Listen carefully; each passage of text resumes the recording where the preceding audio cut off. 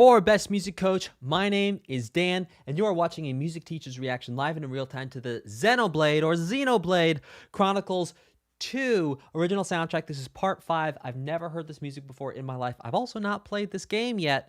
So everything I say, do, talk about, teach, break down, play is all going to be off the top of my head in the moment. Let's start this thing rocking and rolling with Yggdrasil, which I feel like we might have heard already. Maybe it was a different Yggdrasil. This might be Yggdrasil's identical twin brother. Let's check it out.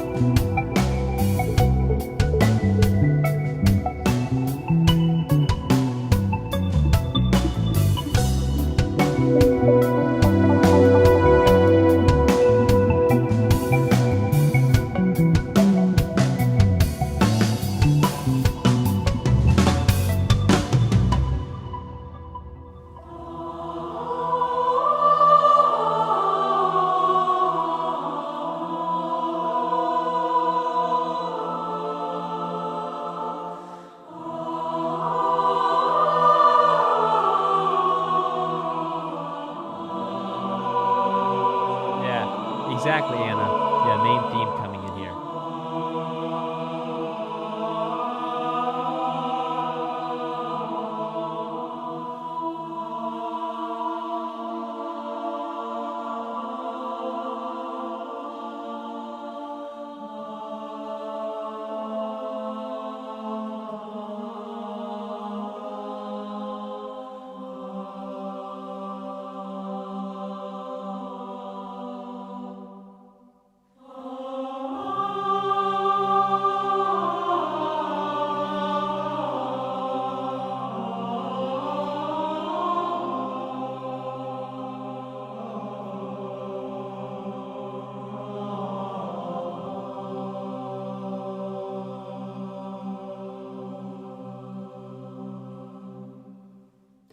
Ending on a giant power chord. You might be saying, well, then what on earth do you mean?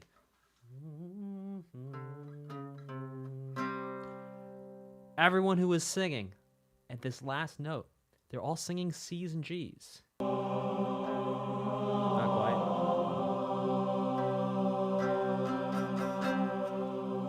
quite. So ending on those fifths is pretty interesting because that's one of the things that makes sometimes Gregorian chant sound the way it does, is having those fifths in there. Also interesting to end on that fifth because you hear how it almost sounds like All right, I'll use a general metaphor and then I'll use a super nerdy metaphor. So, a general metaphor is it kind of sounds like a cathedral. You know, just like the sound of it, not like it sounds like it's being sung in a cathedral, to be clear, but the sounds of the notes, the feeling that the notes creates. It's like this big open space with like pillars and things. And then, of course, for me, the image that always comes to mind is the Mines of Moria in the first Lord of the Rings film by Peter Jackson. When you see them running through the halls of Moria, away from first the goblins, and then, of course, the Balrog. This next one is called Past from Far Distance. Let's check it out.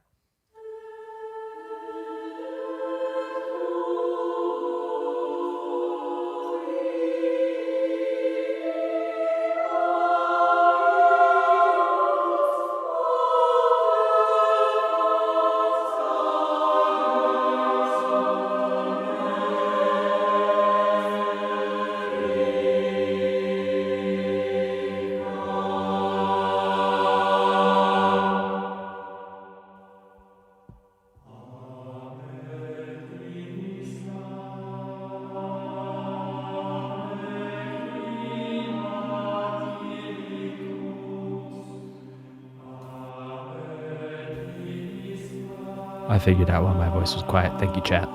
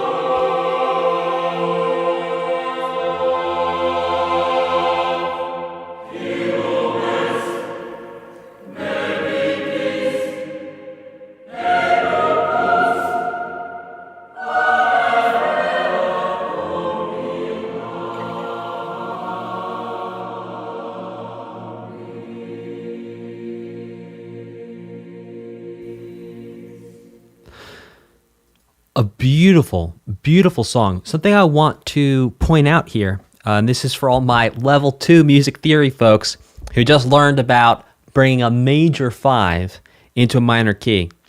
You have, essentially, 1, flat 7, I'm generalizing here, flat 6, and then 2, because we're in a minor key, 2 actually is going to be half diminished, then 5, but instead of 5 being minor, is if we harmonized the natural minor scale, it's actually going to be a major 5, so we're actually borrowing that from, you can think about borrowing it from the major scale, or borrowing it from the harmonic minor scale, and that creates a lot of tension. This chord right here is tension that pushes us back to this right here, which is resolution.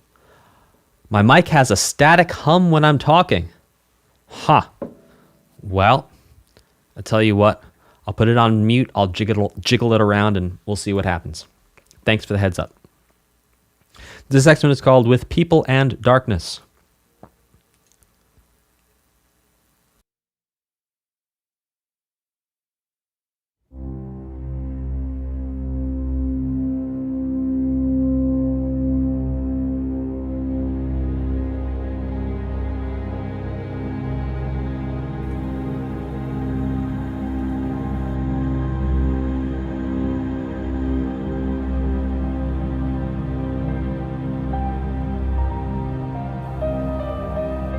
Okay. Huh. Yeah, so more main theme here.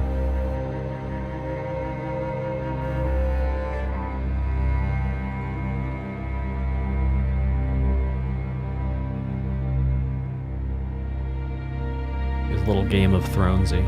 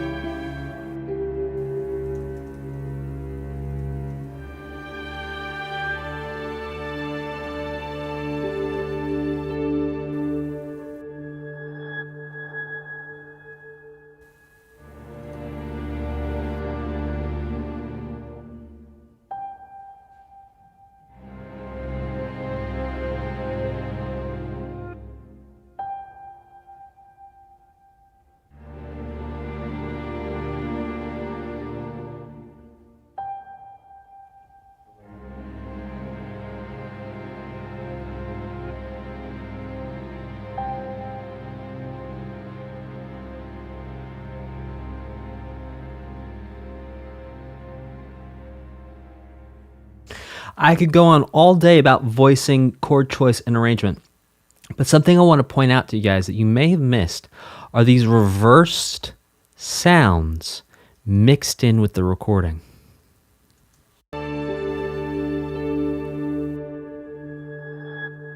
That right there, that's a reversed piano. Here it is again. Okay, that's one reverse sound. And right under there, you could hear right at the end that there was actual a reverse sound layered in. Hear that? Whoop. Right there? That's a reverse sound mixed in with the forward sounds there as well.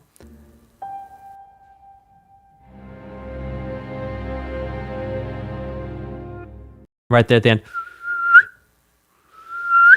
Right there, that's another reverse sound mixed in. Yeah, it's lower down.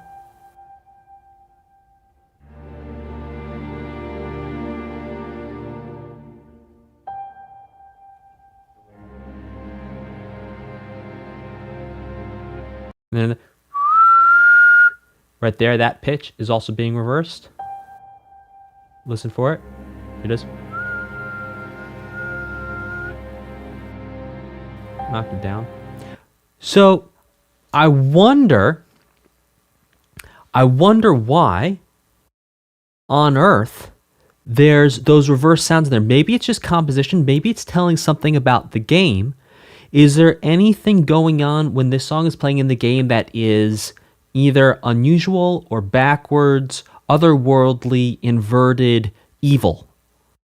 I know that's a lot of things, but those are all the things I could think of that might be associated with something that's reversed.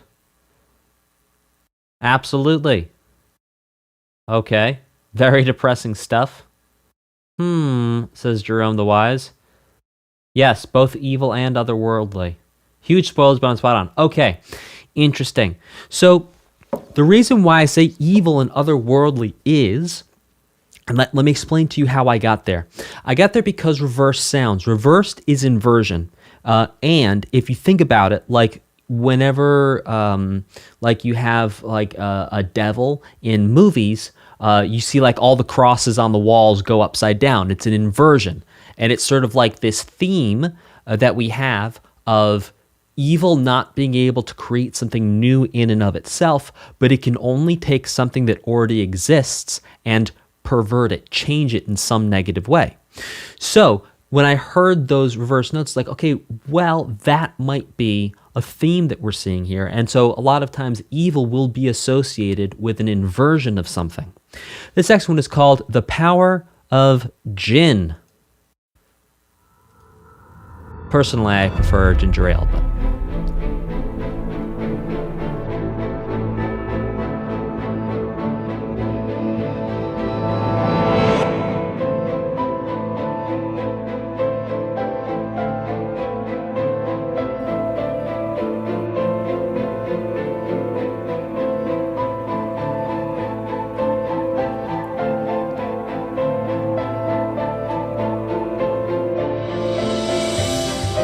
this is a boss theme, Anna. I would have no idea. It doesn't sound like a boss theme yet. Oh, well, it's getting more threatening.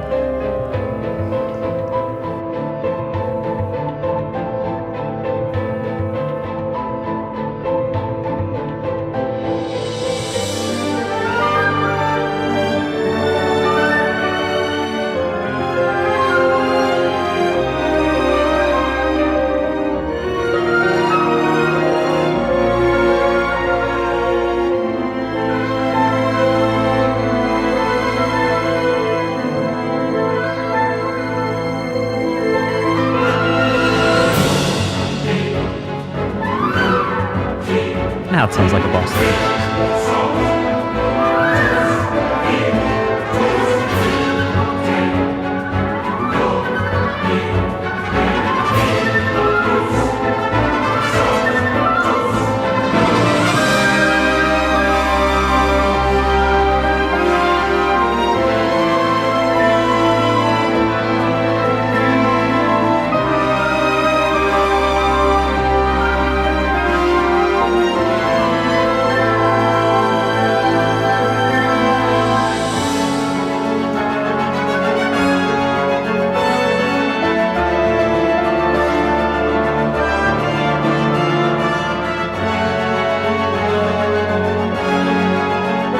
Yeah, gesturing a theme here, elements of it, little motifs.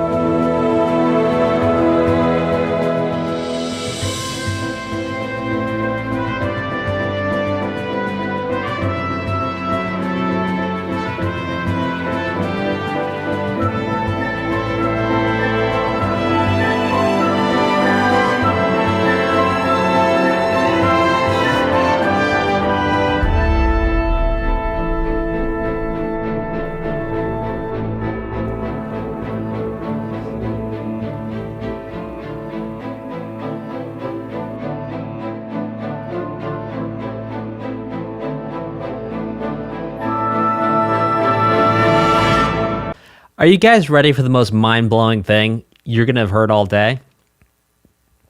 This boss theme, which I only know is a boss theme because someone said it was a boss theme, uses the same chord progression as Megalovania. Check it out.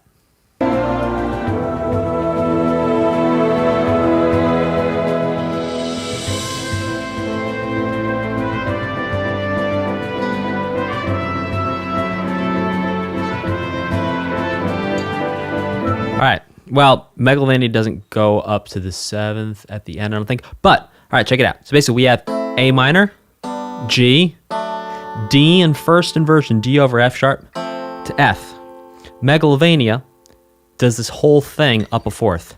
D minor to C, to G over B, to to B flat. How about them apples? So check it out. Megalovania in the original key.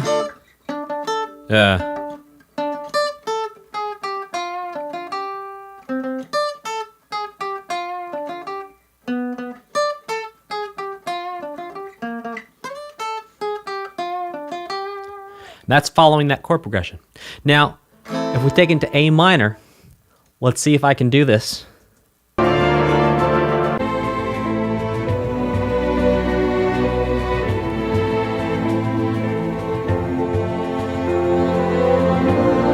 Don't fail me now.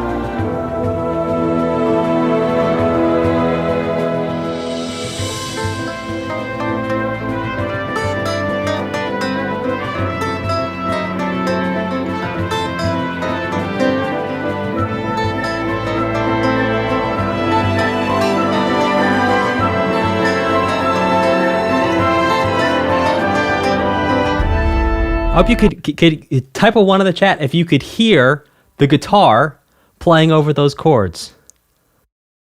I messed up a couple notes. But see, there you go. Okay. Right. So look, we're playing the same notes as Megalovania, just in a different key, and it works over the same chords. And someone asked a question, is there a musical correlation to why the composers did a similar thing? Yes, it's because that chord progression gives the feeling of some big impactful thing happening. It's like those chords in that order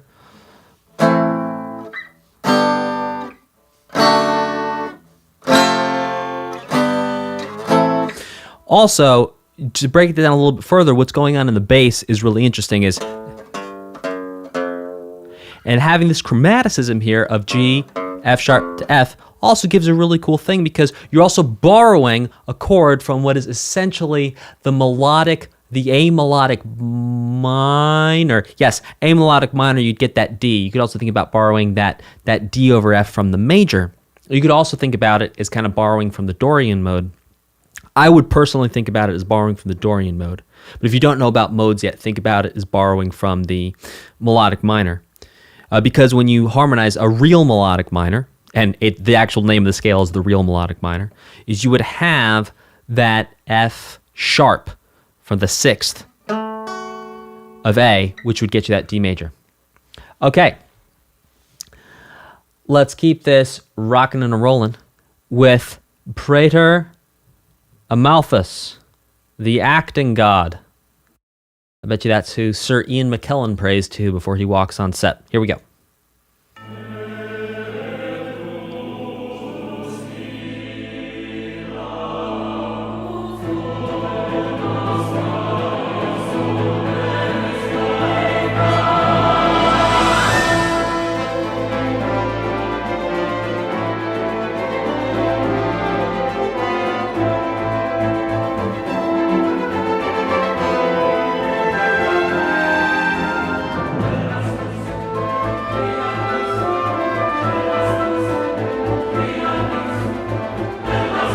Okay, we're hearing, oh my gosh.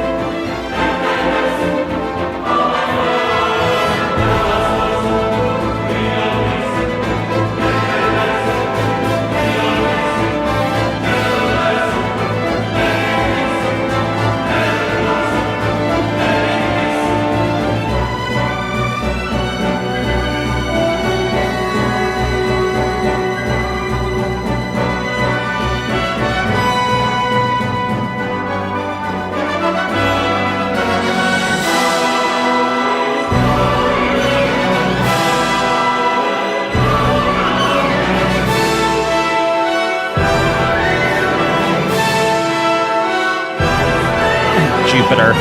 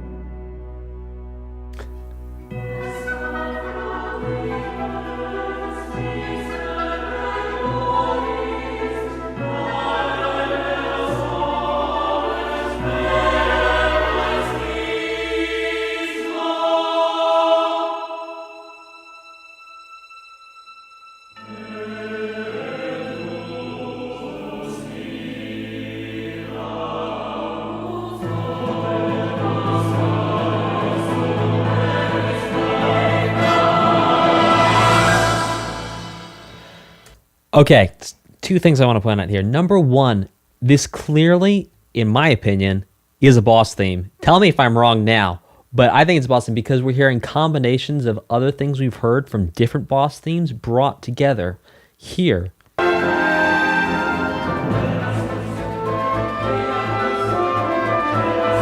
So right here, we're hearing gestures at that Megalovania chord progression that we just heard in the Power of Jin. On top of that, we're hearing these very dramatic Latin lyrics that we have heard before. Can't quite remember where. We had heard these before, but it's like bringing different parts. Yeah, it is a boss. Yeah, so it's different parts of different boss themes coming together here. One more thing I want to point out is right there. So if you're wearing headphones, and if you're watching this, you should be wearing headphones or earbuds, because I'm going to be pointing out things in different ears. So I'm going to give you 15 seconds right now. If you have earbuds or headphones, put them on, plug them in, sync up your Bluetooth.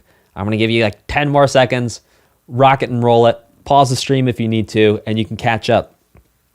You should have headphones on. So what I'm going to point out to you is happening in your left ear. Here we go.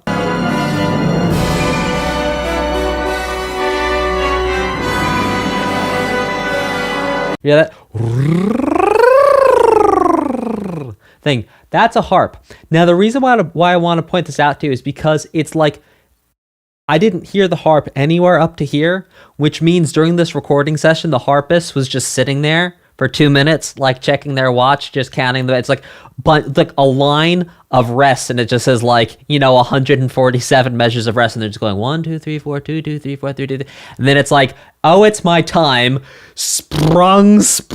Let me just play every single string on this thing. Oh, it's my time again. Let me play every string on this instrument. Sprung. So I just thought that was a funny thing to point out if you think about what's actually going on in the harp. Okay, let's check out this next one, which is called Walking with You.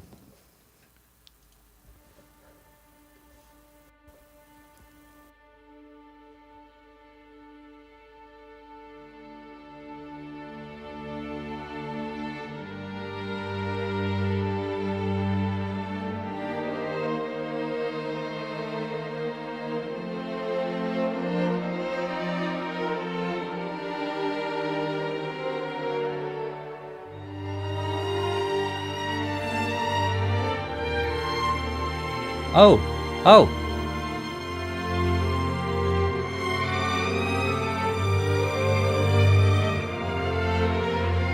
Where did we hear this theme before, chat?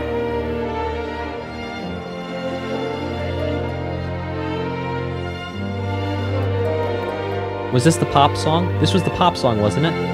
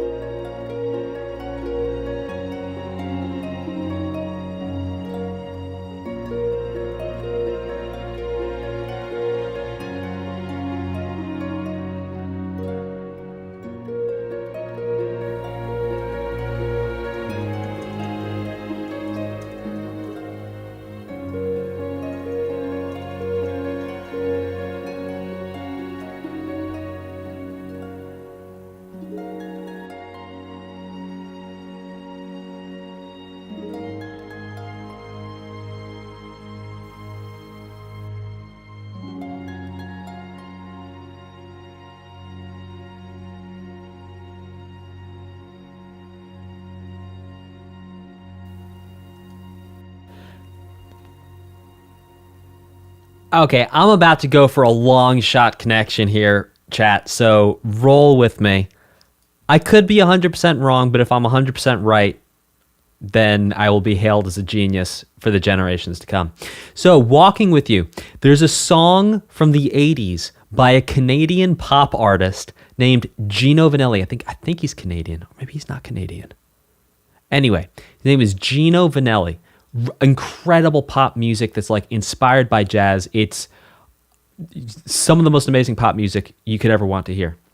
Now, in the intro, da da boom beep ba boom beep ba, walk the night. Right. So there's a moment in the chorus and even in the intro where it goes ba-gu-gi-ga, like it does.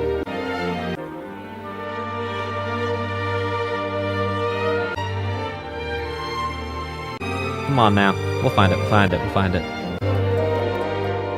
I'm going to invest 30 seconds in either looking like a genius or a complete fool. Here we go.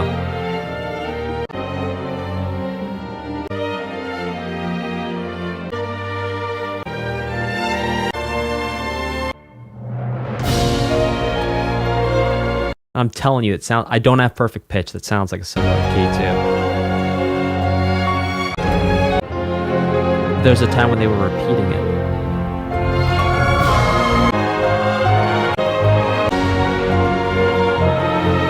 Well, I can't find it. But there's a moment where they're going, ba-gu-gi-ga, ba-gu-gi-ga, ooh-gu. Huh. So, yes, moments here. Perhaps Walk the Night inspired that little melodic gesture there. Taco Tony, make sure you hang out to the end of the stream because I'm going to answer all the super chats then. Orbital Ring, let's check it out. So yeah, I think we could safely say that I'm a genius and then also possibly a fool, but I'll let someone else figure it out. Okay, Orbital Ring. I always err on the side of saying I'm a genius just to be safe. Okay, which isn't safe. Orbital Ring, here we go. I'm not a genius in any way, shape, or form. I'm making a joke.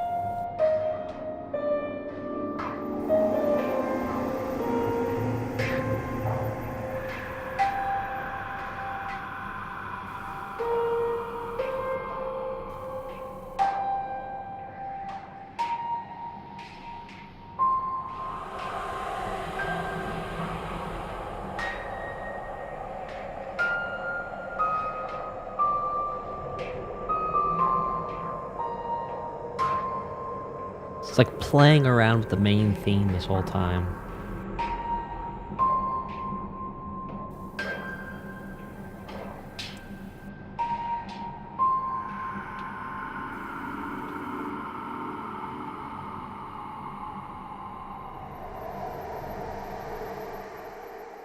Okay, something I want to point out here is ADSR. ADSR, which stands for Attack, Decay, Sustain, and Release. And these are, if you've ever created electronic music, settings for synthesizers. Attack is how quickly the note reaches its full volume. Decay is how quickly the note then decays from that full volume to the place where it will sustain. Sustain is how long the note stays for. And then the release is after you release the note, how long that note takes to actually dissipate back down to silence. Now what we're hearing here is a very, very, very long sustain on these notes.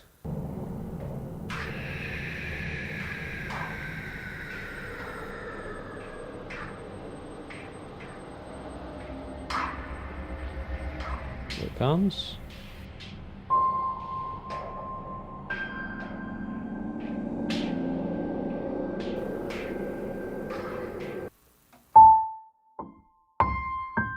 So you can hear.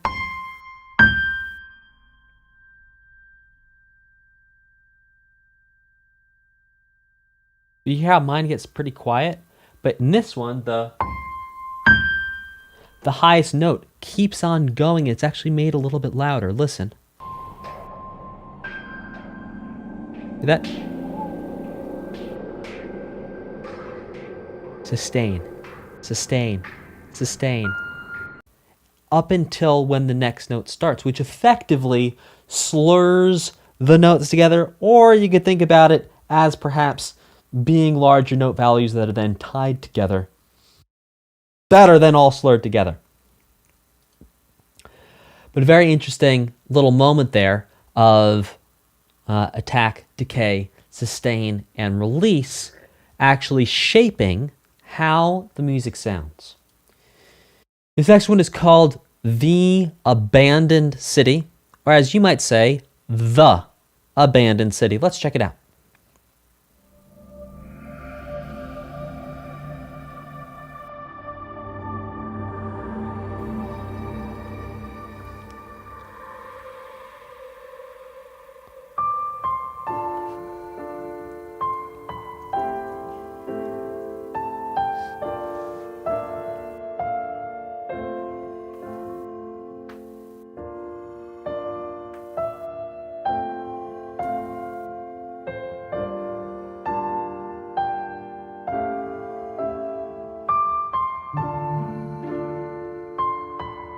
Oh, oh, oh, oh!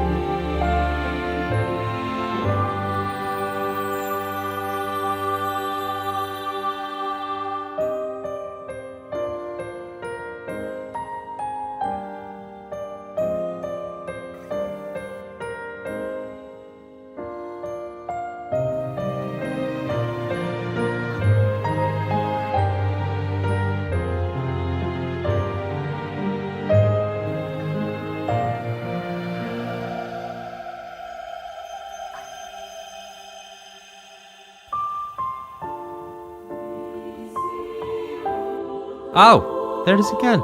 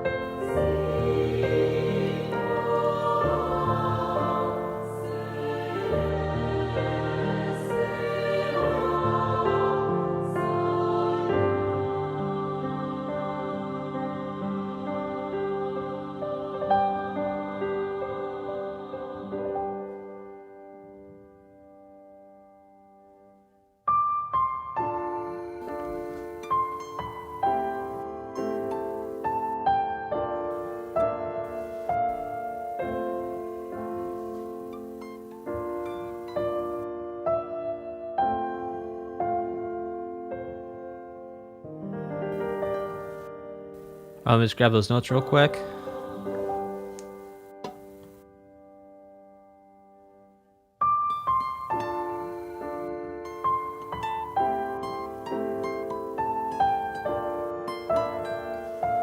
Okay, so we have, oops, a doozy.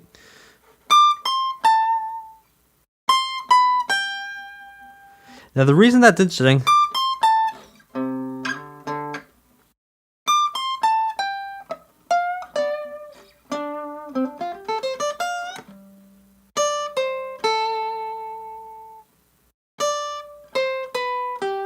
yeah, okay, so the reason that's interesting is because I was expecting, because it's basically a D minor.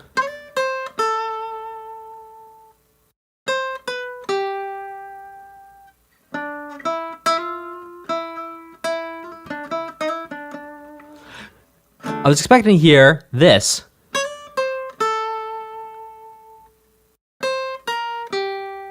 But no, raised sixth there, giving us that Dorian mode. And kind of like a G chord there, a major 4. So really that's when, like when we were talking about that Megalovania chord progression, that's what I was saying. You could think about having that major 4 in a minor key as coming from the Dorian mode. You could also think about it as being borrowed from the real melodic minor, D real melodic minor. Some advanced, well, moderately advanced level 2 music theory there for you. This next one is called Heart in the Fog.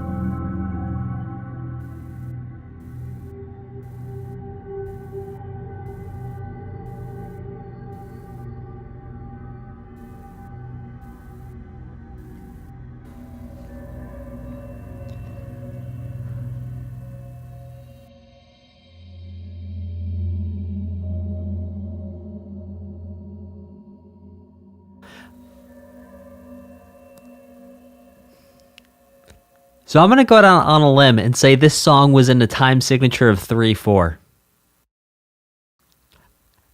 Now, if you just listened to that and went, Dan, what on earth are you talking about? That sounded just like a bunch of eggs thrown on a wall in terms of time signature. Yeah, but there's something in there, man. There's a pulse in there.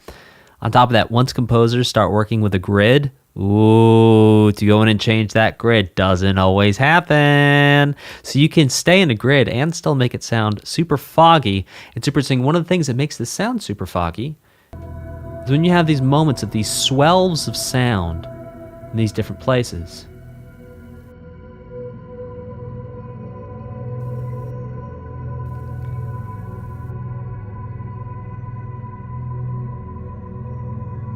Look, left ear. That type of a thing. That's part of what makes it feel so... Yeah, it sounds like eggs on a wall. It's like you took a bunch of eggs, and you're like, I'm in my kitchen. There's my kitchen wall. Let me throw the eggs at the wall, and that's sort of the rhythmic representation, right? It's like a little messy. You can tell they're eggs. You know they're eggs. You know you meant to throw them at the wall. There's intention behind it. But it's also like it's a little foggy. It's a little murky. There's eggs on a wall. All right. This next one is called Flashback.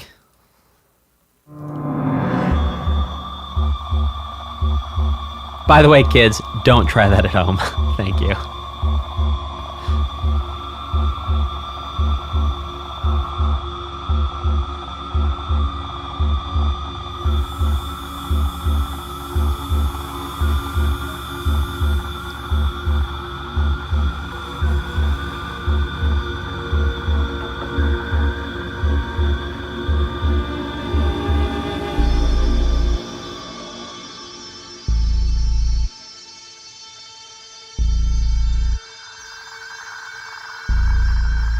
This sounds really crazy.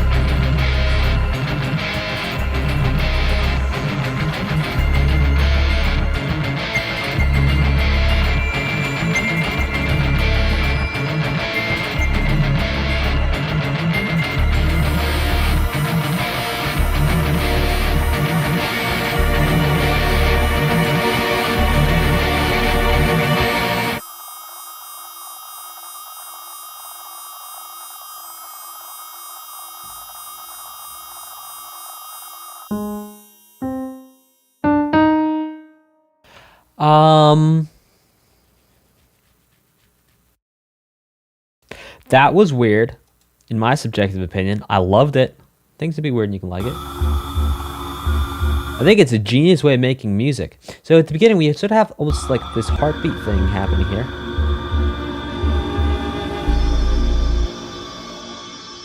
And then this one sound here.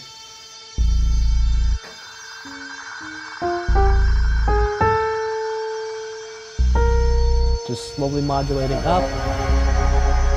I'd be very curious to know how these sounds were made. But yeah, that's like you took the time out of your day to cook a really nice frittata with your eggs. And it's got like bell peppers and onions in it. And then you took the frittata and threw it at a wall. And then you're like, look at my frittata on the wall. Okay. By the way, it doesn't say it's bad. It's just say it's wild. It's so cool. I don't think I'd ever would have like come up with something like this.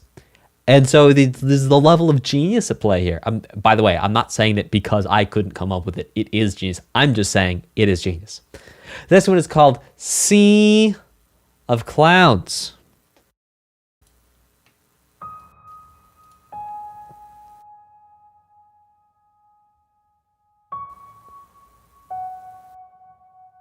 A frittata. Do you all not eat frittatas?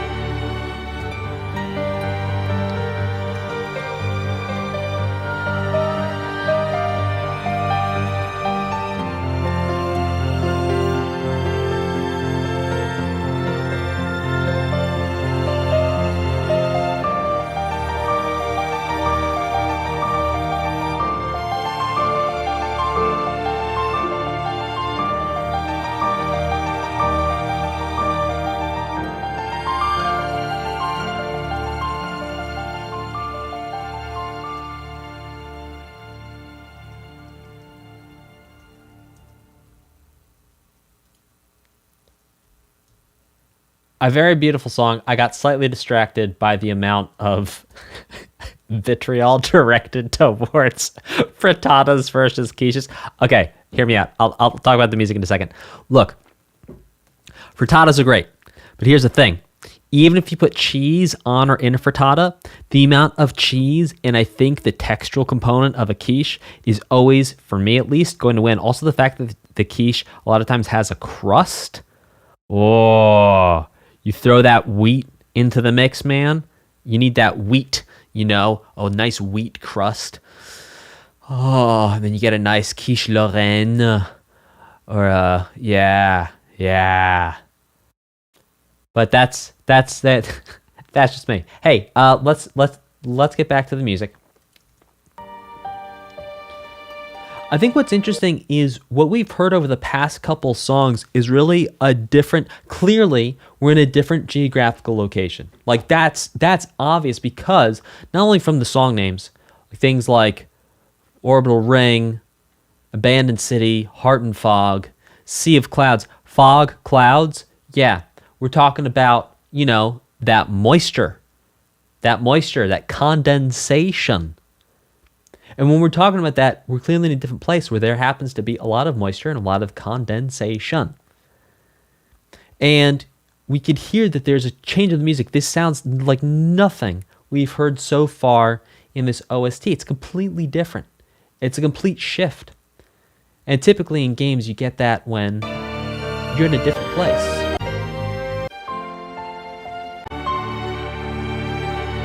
I'm not sure when it builds up that something. Here at the beginning, it's like very, very delicate, very gentle.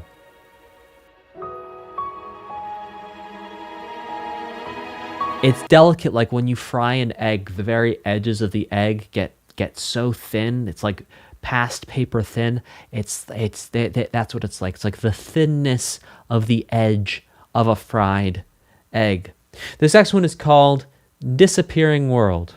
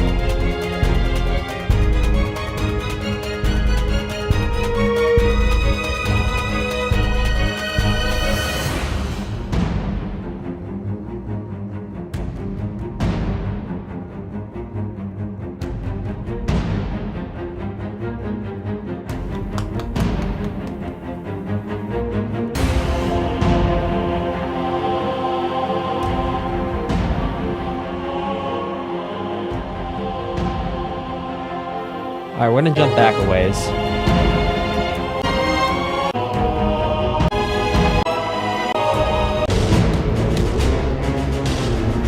All right, here, check this out.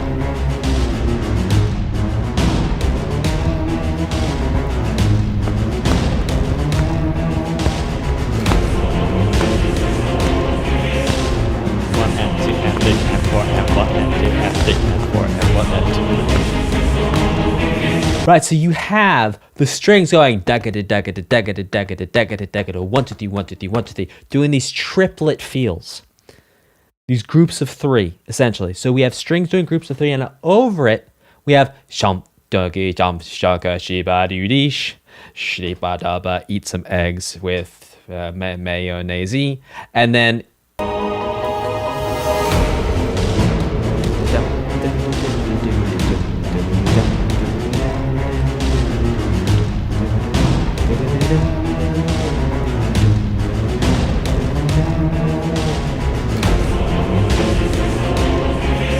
yeah.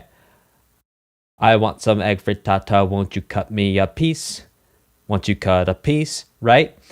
And then what that does is ba ba ba ba ba ba ba. Egg frittatas are so yummy. Please cut a piece. I want to eat more. Please pass the cheese. Right? And over that, got 2 and 3 and 4, and we have the doga da doga da doga da doga da da. And so that's juxtaposition between this binary 1 and 2 versus this ternary 1, 2, 3 situation we have going on here. And that's what creates such a juxtaposition. Okay, this next one is called Battle in the Skies Above.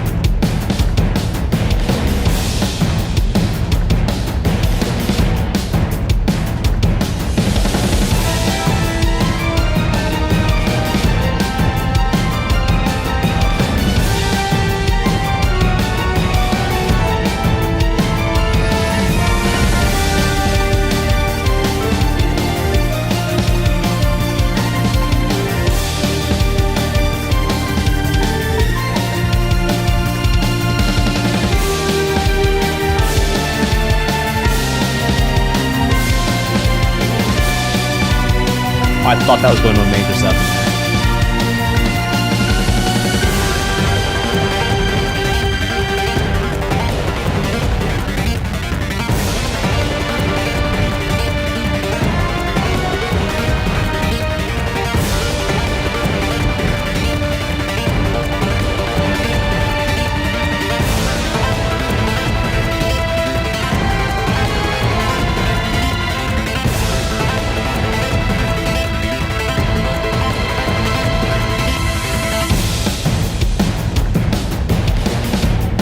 Come on, drums. Come on, baby. Let's go.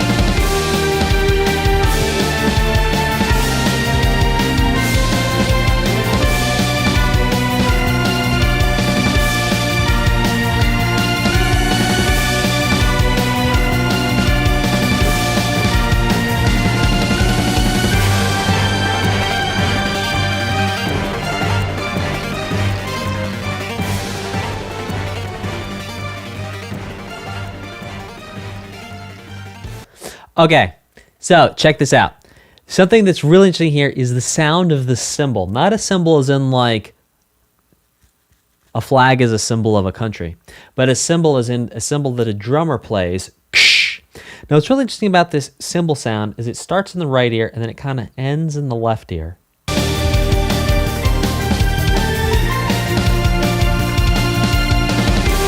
Hear that? See if you can hear it. It goes, and you have a sound that stays here and then a new sound that happens here, and those two sounds together give your brain the idea of the cymbal.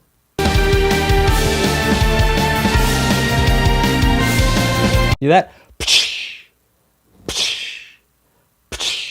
and it goes right, left, right, left, right. It's really fascinating. You don't hear cymbals mixed like that or sounding like that every day.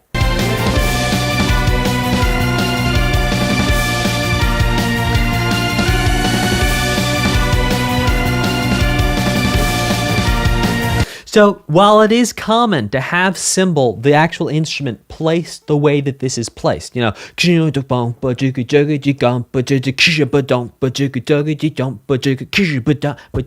have the cymbal sound like this is actually quite unusual. And I think this might be the first time in my life I've ever heard a cymbal sounding quite like this with this little pa-zh thing that's going on between the two ears. So yes, Rad from the chat, I agree. Not only is it rad, to your namesake, but it is neato. This next one is called After Despair and Hope. I think lunch is after despair and hope. Here we go.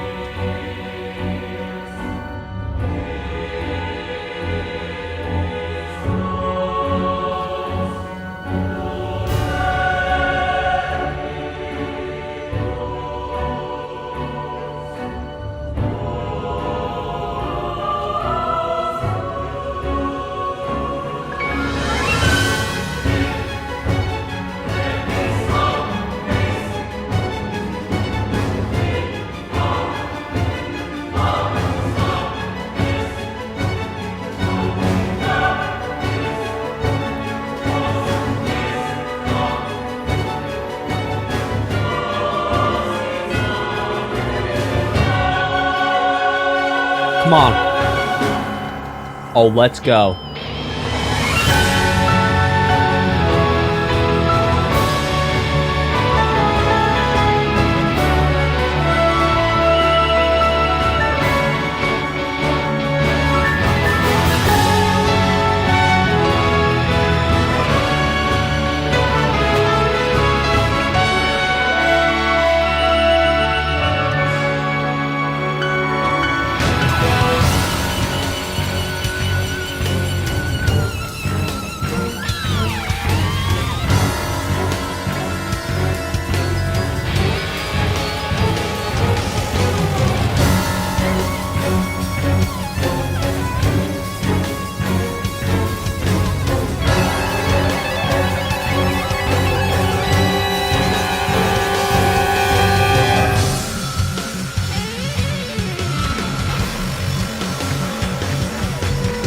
That bass is tapping.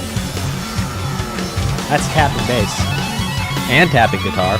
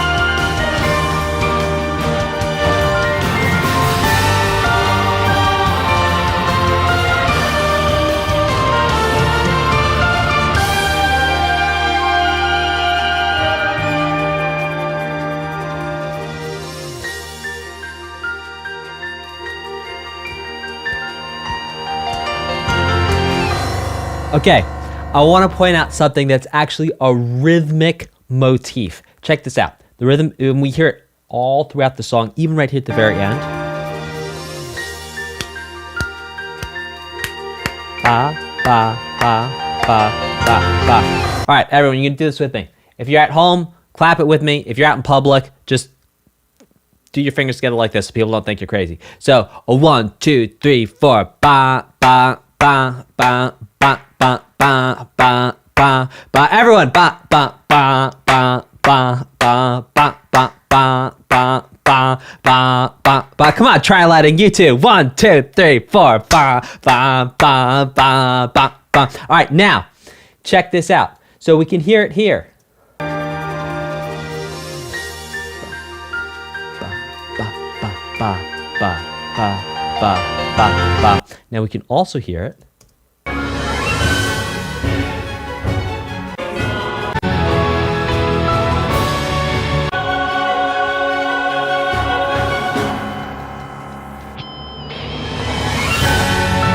Ba, ba, ba, ba. There it is again. Again in the horns. There it is in the background. Bump, bump, bump, bump, bump, bump. Here it is. Listen to it.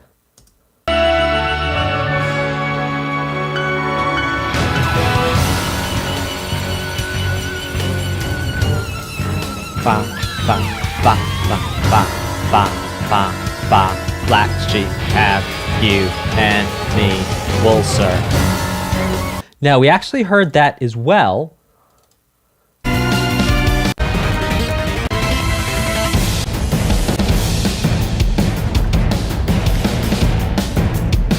We also heard that in Battle in the Skies Above in these taiko drums, perhaps being taiko drums.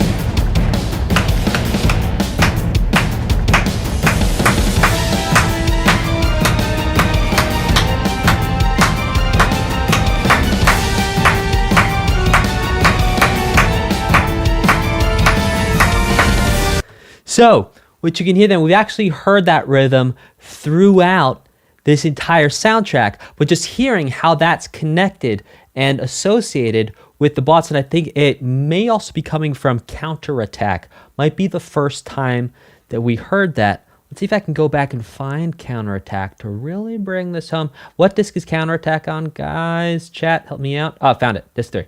Let's see.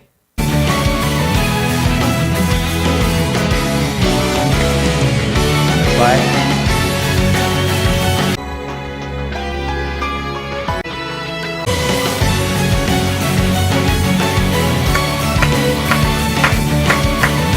Yeah, kind of.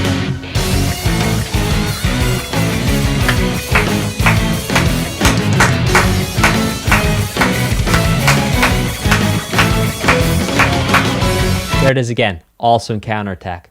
So it's not just leitmotifs, and motifs don't just have to be notes. They can also be rhythms. Okay. Next song is Our Hope, I think. We just have to Despair and Hope. Yes, Our Hope.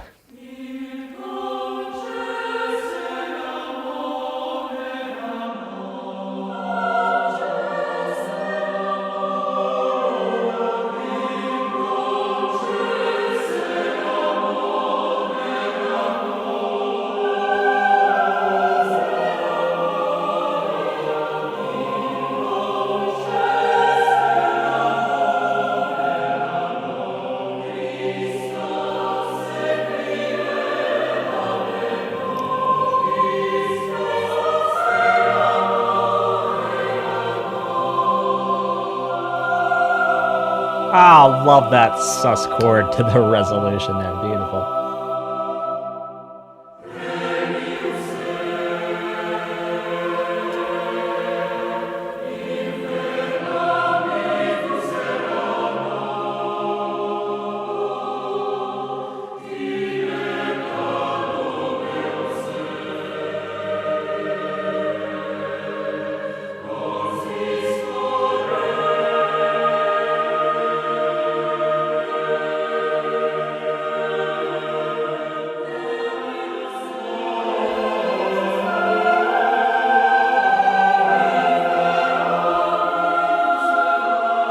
Oh my, so many things we've heard throughout this OST.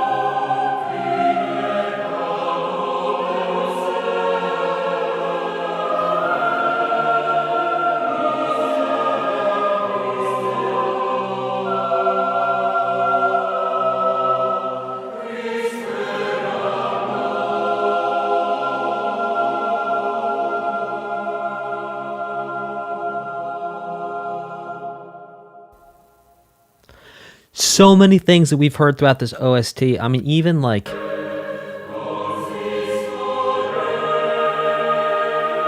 Two.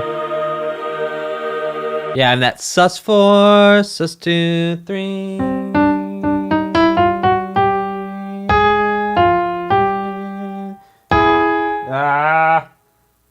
What key are we in? There we go. Hearing that throughout the OST, and I think there was two songs where we heard that, in addition to a whole bunch of others of this song we've heard in other places. This one is called Parting.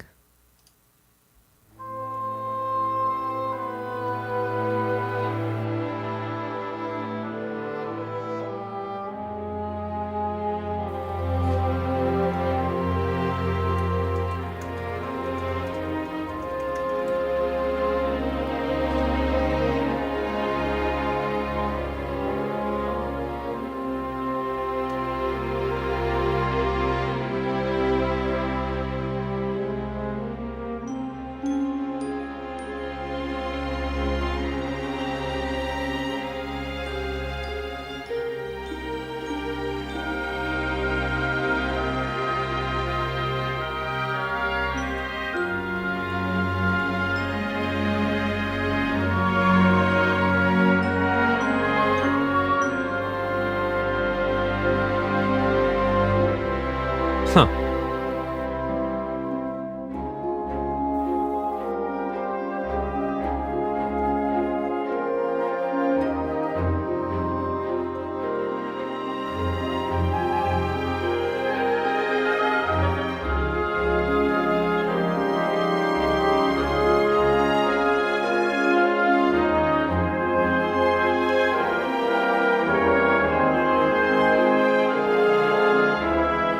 Huh.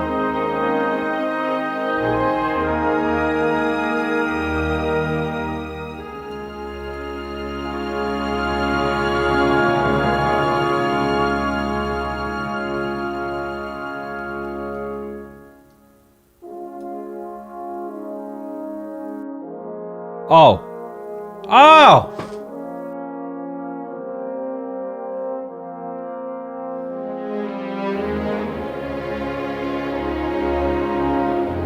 Oh!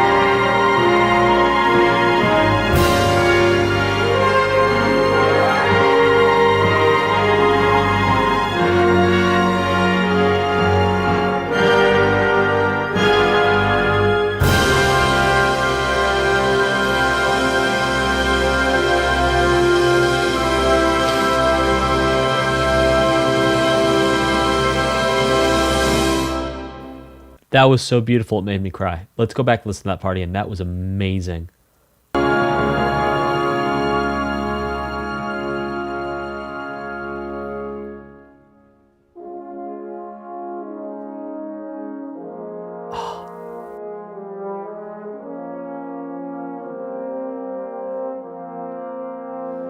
That's actually pulling from a theme we have heard before in this OST, but wow. Wow.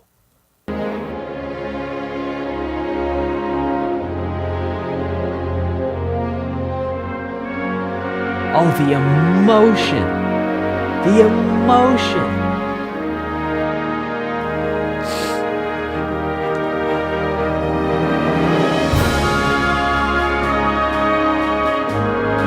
So bittersweet but profound.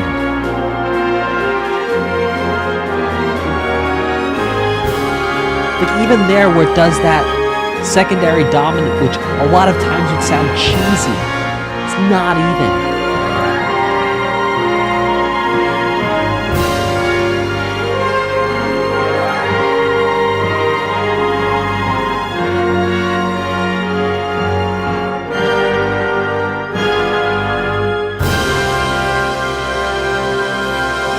Wow.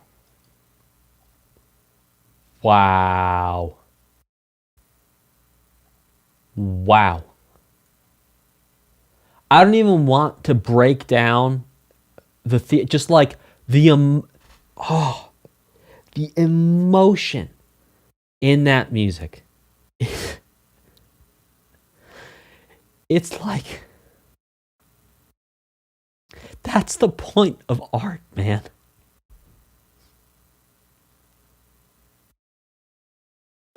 It's to make you really feel something.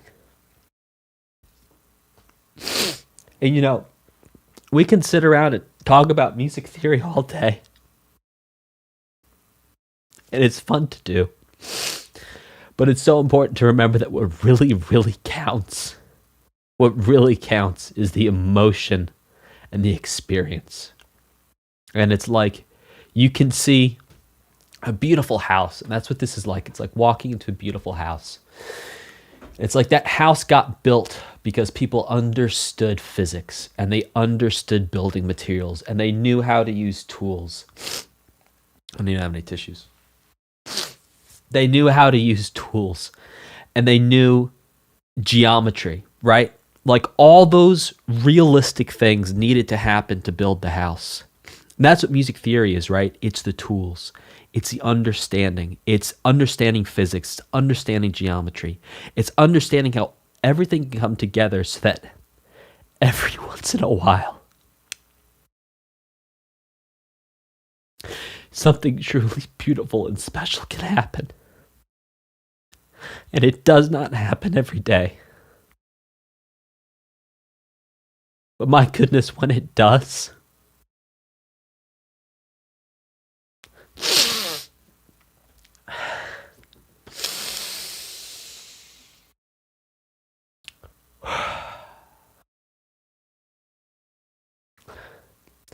and it's like as musicians, we work so hard to understand all these rules for these moments, these singular moments, when music can truly take you and transport you to a place where you would never go otherwise, make you feel things that you would never feel otherwise. And it's so much work and it's so hard to get there. But it's all worth it when you find moments like this. Okay.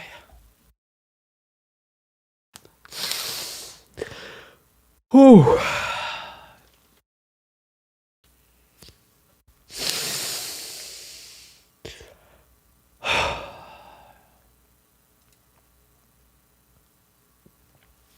Let's listen to the next one. It's called The Tomorrow With You.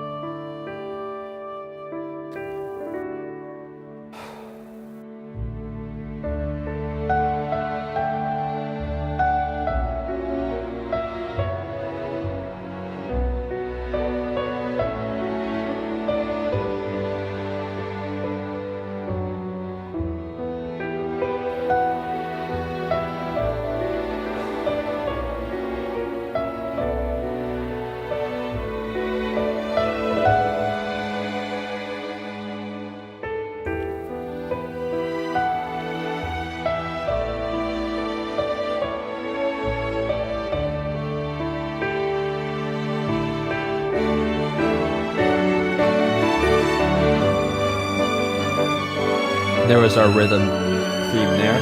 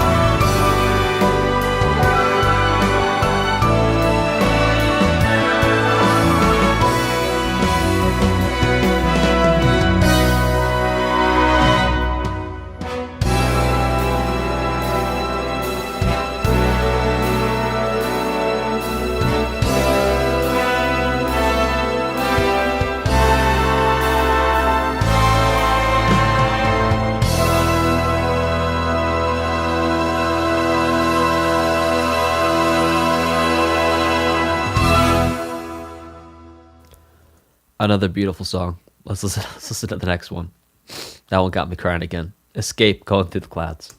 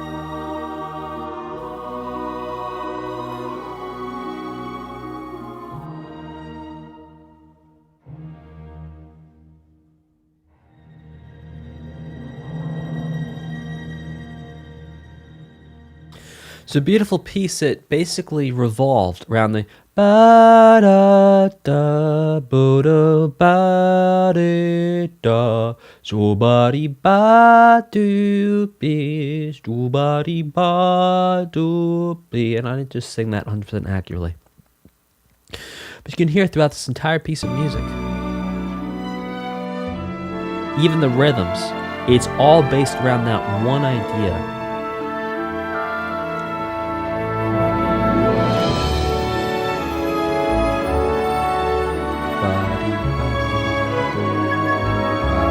Right, so it's not quite hitting it on the head there, but you hear that ba do ba. Yeah, it's all gesturing. This entire piece is based around one single idea, and everything's just gesturing at it, really driving home that there's one single place you've arrived. I'm assuming. I mean, I know Elysium is. I think it's the Greek term for essentially heaven, nirvana, Shangri-La, Tirnaloka. Whatever you want to, however you want to slice it, heaven, the promised place, and that it's showing you that there's one place, like and there's so many cultures throughout the world that have this idea. Like I said, it's named 4 different things. So Shangri-La would, I think, be a sect of Buddhism. Tirnaloka would be Hinduism. Heaven would be Christianity and I think Judaism. I'm not sure the name in Islam for it. Yeah, Elysium. It's like the promised fields. The Valhalla Vikings talked about. It's like there's one place. There's one place where you go. There's one idea. This next one is called White All Around Us.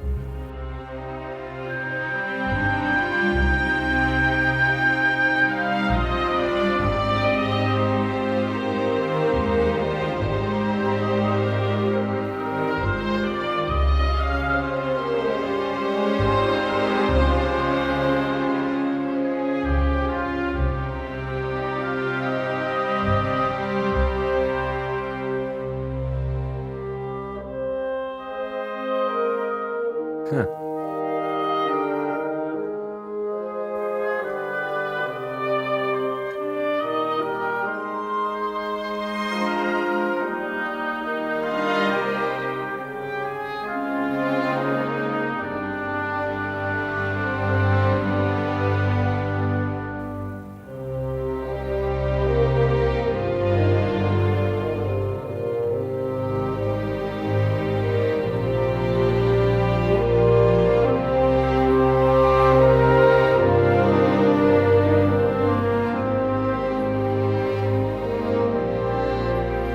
Theme here.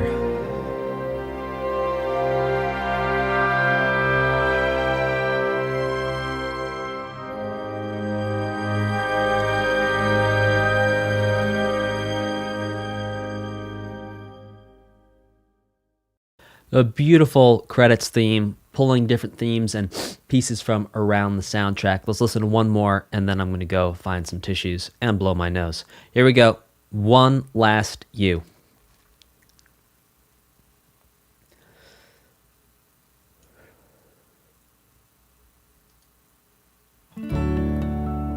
Oh, beautiful harmonics.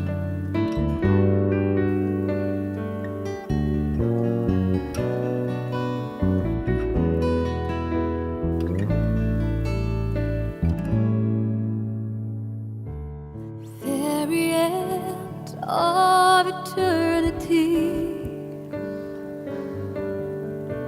the final day has come to an end. It's gone for good. I would then slowly close my eyes and be cuddled by the shining memory piece. It will trace back all the memories with you. That's the only wish I have. The last day with you was truly magical. The frozen time began to flow. Yo, she can sing. At last the longest night has gone and brought it light. I felt myself melt in the morning light.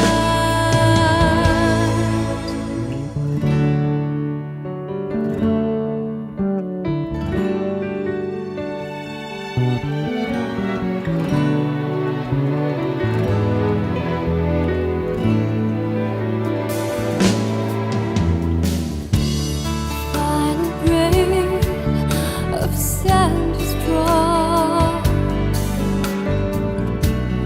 I will slowly, so quietly fall into sleep.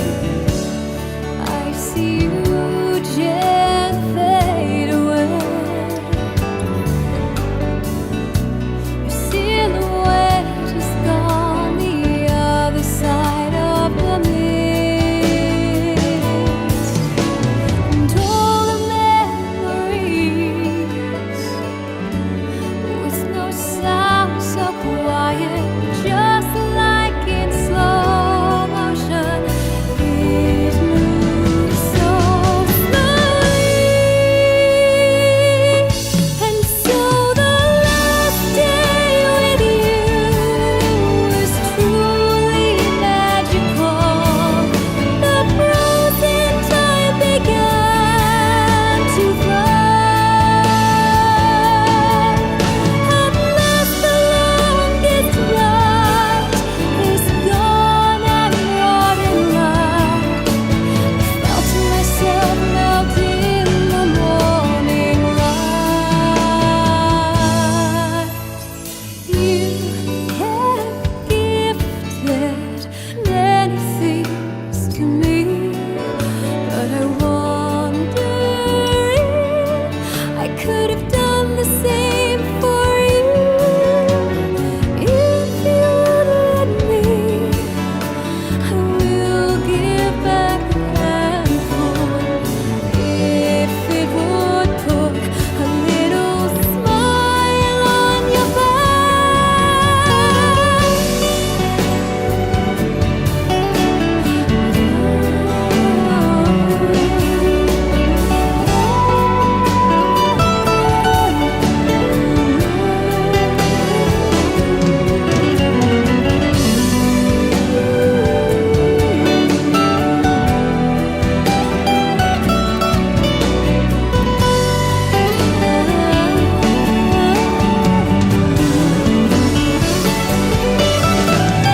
Can I ask you, God, despite all of this, Oh, wow. could the sand and glass somehow take back the time? One last time is all I ask from you.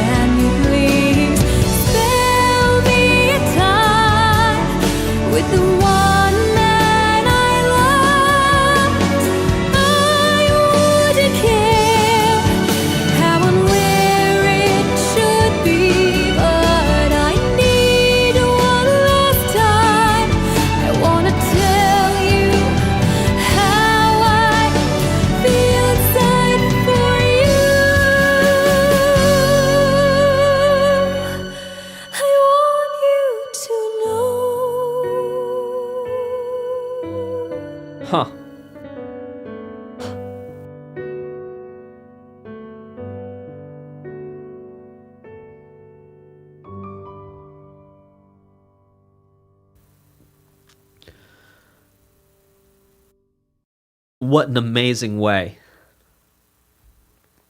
to end a beautiful and emotional journey through the Xenoblade Chronicles 2 original soundtrack. Man, I'm going to cry again.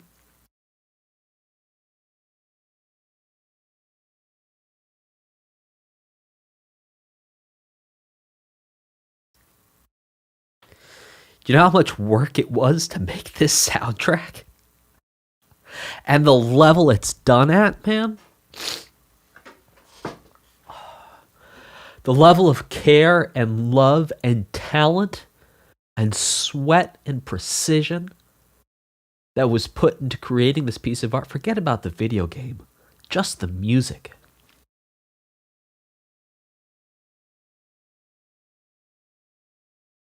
Amazing. I want to give you all a sincere thank you for going on this journey with me as I got to discover this incredible music. It really means a lot to me. Thank you. Thank you. Thank you. Thank you to every single one of you. Really, thank you. I'm going to go grab a box of tissues because I really don't have any tissues in here, and I'll be back and we'll read some super chats and things. Hang out. I'll be right back. I know where the tissues are. They're in the hallway. I'll be right back.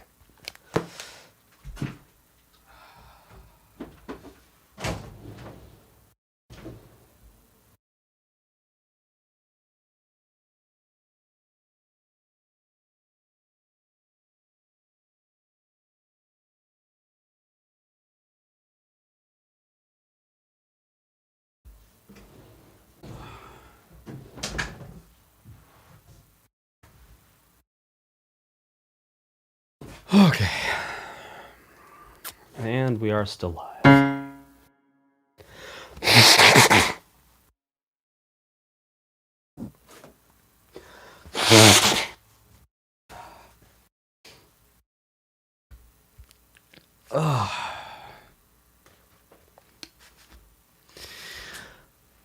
Hey, if you're a gamer and you want to understand more about how to build a beautiful musical house, how to understand the music theory that creates and allows people to do things like this, and so you can understand how to do this, not just for yourself, but you can understand how other people are doing it. There's a free download for you. It's pinned in the chat. It's the 10 things every gamer should know about music theory. After you get it, the next page you're going to see is my music theory book. That's on crazy sale. It's like 60% discount from Amazon. I highly recommend you get that. The next page you will see is a course for gamers so you can understand music theory. Highly recommend getting that course. I'm going to walk you through everything in the book, and then also there's some fun bonuses where we sit down and break down some game themes, actually looking at the music. Also, my next book is going to be coming out in the next couple weeks. Oh, so go check that out. All right.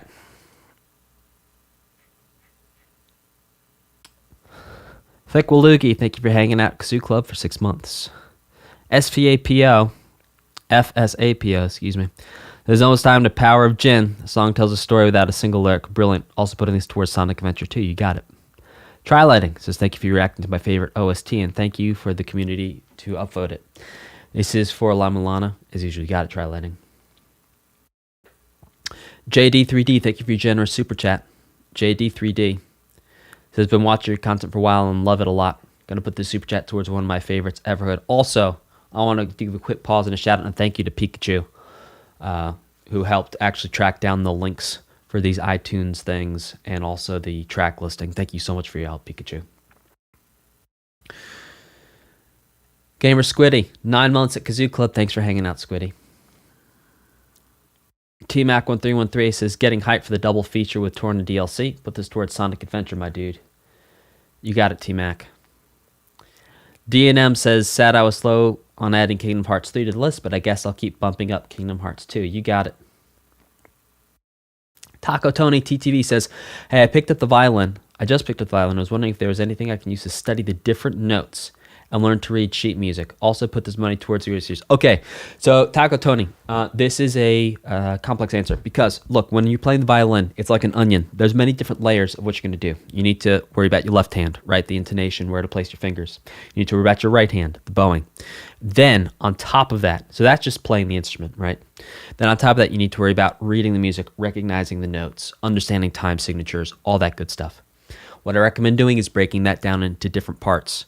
Practice the reading by itself, be able to recognize the notes by themselves off the staff, and that way when you go to play, you can actually allocate a lot more brain space to the playing of the violin than having to think about reading and also playing at the same time. Obviously, what I'm going to recommend to you is you grab my music theory book and also the workbook and go through both of those, because then you're going to understand a lot of music theory. And yeah, there's a link in the description to grab that book. There's a digital copy there you can get that's going to be cheaper than buying it on Amazon. I recommend highly going through that, getting the workbook. If you can, go through the course, because what you want to do is whenever you're learning music, you want to break things down to the smallest parts possible, gain mastery over those smaller parts, then put them back together, because that is how you make the longest and the fastest progress ultimately in the long run, instead of trying to do 5, 10, 15 different things all at the same time. So that's my recommendation to you. Break things down. Bex Lizard says, morning, y'all. Little boost to Chrono Cross again. You got it, Bex. Matthew Banky says, another request for Banjo-Kazooie. Please, you got it, Matthew. Rubman22 says, yet another request for Cuphead and its DLC, The Delicious Last Course. Slowly working my way to the top with this one. I swear you'll love it. I believe you, Rubman. Thank you for your support as always. Franz, check your spam. Blackhawk3625. Seeing your genuine emotional reaction was beautiful. We are all feeling it. Thank you for reacting to the whole OST. It's my favorite ever and holds such a special place in my heart. Glad you got to experience it. I'm really glad I got to experience it too, Blackhawk. And I'm really glad I got to experience it with you and with everyone else. It means a lot to me. Carlin Durant says, if I would like to recommend Frostpunk OST. It's wonderful, listening and very cold. Hey, Carlin, I'm not sure if Frostpunk's on the list. Do you think you could find a OST that's already on the list and upvote that? I would really appreciate it. I'll leave the chat up for a minute, so you can go ahead, check that list, and give that a think, because I don't think Frostpunk is on there. Davis Bradwell says, thanks for putting your heart and passion out there for us. Explorers of the Sky, please. You got it, Davis. Mr. 96 says, thank you for listening to Xenoblade Chronicles 2, my favorite OST of all time. Shout out to the composers, Yasunori Mitsuda, Ace, Kenji Hiramatsu, Manami Kyoto, and Miriam Abu Nasser. Here's to Xenogears for more Mitsuda.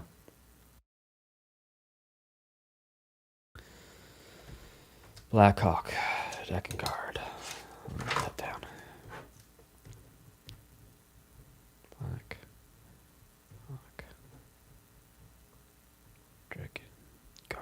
You got it. Steph says, thank you for the beautiful reaction. This goes to Xenoblade Chronicles 3 to bump it up a bit. You got it, Steph. Pinky Pingas says, thanks for giving us your wonderful insights and reactions to this beautiful soundtrack. Can't wait for you to listen to Nier Replicant. By the way, the description still says parts 4 of 5. Thanks for the heads up there, Pinky. By the way, everyone hang out, 'cause as soon as I end this, it's going to redirect to the next stream.